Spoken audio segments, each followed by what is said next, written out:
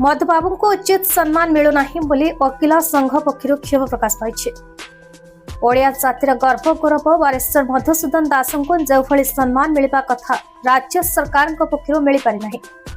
केवल तंकर श्राद्ध और जयंती प्रशासन पक्षर प्रतिमूर्ति पुष्पमाला अर्पण कर कार्य संपादन करा जाउछि। मधुबाबू जड़े जमीदार परिवार लोक थे। से आईन पाठ शेष करने लोकमानंकर सेवा करने जीवन को उत्सर्ग करते। ओडिया भाषा को भाषा भित्तिक राज्य में परिणत करने से संग्राम कर सफल होते। वकील मानकर आदर्श होउछंती बारिस्टर मधुसूदन दास।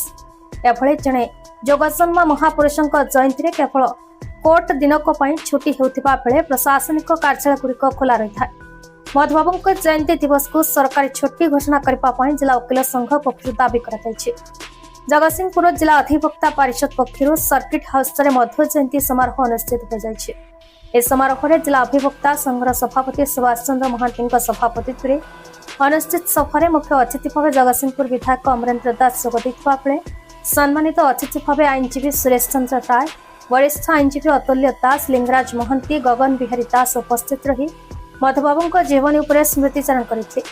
यह अवसर में जिला वकील संघ सभापति रवीन्द्रनाथ साई, वरिष्ठ आईनजीवी पीताम्बर पंडा, आईनजीवी सत्यानंद विश्वाल, आईनजीवी पूर्णेन्दु मौली महंती, रश्मि रंजन सामंतराय, रोजालिन साहू, चैतन्य कुमार महापात्र को उत्तरीय मोमेंट दे संबर्धित कर सभा प्रारंभ में आईनजीवी शारदा प्रसाद दास अतिथि परिचय प्रदान करथिबा बेले सभा शेष में आईनजीवी रश्मि रंजन महापात्र धन्यवाद अर्पण करथिले।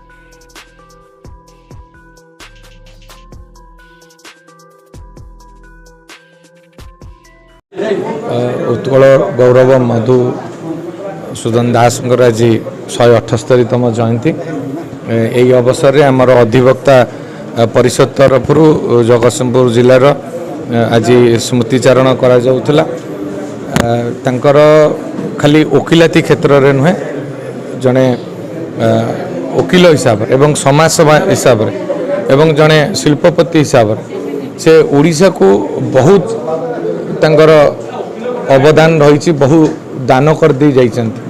आज स्वतंत्र उत्कल प्रदेश बा स्वतंत्र ओडिशा आज आम 90 वर्ष पहुँचीचे तांकर कठिन परिश्रम 30 वर्षर संघर्ष पाई।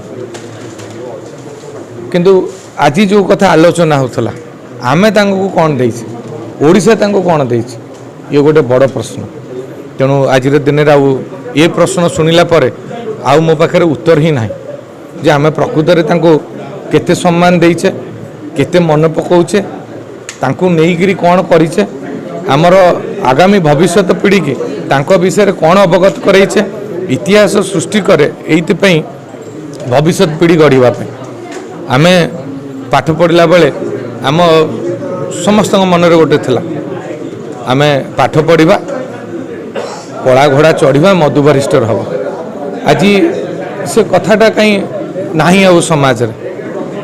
तेणु वकील पेशा आज समाज रे जो सम्मान मिलवा कथा सम्मान आम माटी तांको केमती दब से आम समस्ते काम कर। मधुबाबू तो ओडिया जाति जहाँ कर खंड विखंडित उत्कल जननी को एकत्रित कर जो प्रयास जहाँपाई से समस्त सुख स्वाच्छंद्य एवं जो जी निज वकिलाती जीवन से धन रोजगार करते समस्त को जलांजलि दे ये जाति को वार्ता से दे जाते जाति को उठेवाई जो प्रयास से करते परलोक पर 1934 मसीह 1936 मसीह साकार है भाषा भित्तिक ओडिशा प्रदेश गठन है। तेणु आम जो मैंने अधिवक्ता माने जो मैंने वकिल माने आम नहीं गर्व करूँ, कारण आईन विशारद तो से निश्चिंत थे किंतु जेकोसी समस्या समाधान करने भितर जो नूतन चिंताधारा छाए छाए सृष्टि हो जाए এইটা আজ পর্যন্ত বহুত ওকিল মান ভিতরে কম কিন্তু বড় দুঃখর কথা সেভাবে আমার অধিবক্তা পরিষদর আমার বর্তমান নবনির্বাচিত যে বিধায়ক মহাশয় বর্তমান planning district planning board chairman से भी आम परिषदर मेम्बर तो आज तांकर जहाँ से आपण मानक कहीकि गले आमको जो दायित्व नहीं करी गले वकिल मानकर समस्या को समाधान करने एवं मधुबाबू केमती जातीय स्तर में प्रादेशिक स्तर में सम्मान दिज्व से चेष्टा करेंगे जो कहीकि गले तेणु ये अवसर में आज धन्यवाद दूसरी जगतसिंहपुर बार एसोसिएशन सभापति विकास केन्द्र 1972 मसीह सम्मेलन होता आट्राक्शन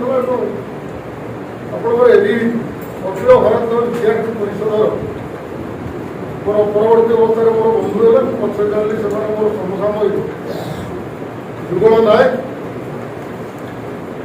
आमर ये जगतसिंहपुर दीपक महांती रिपोर्ट्स भारत न्यूज।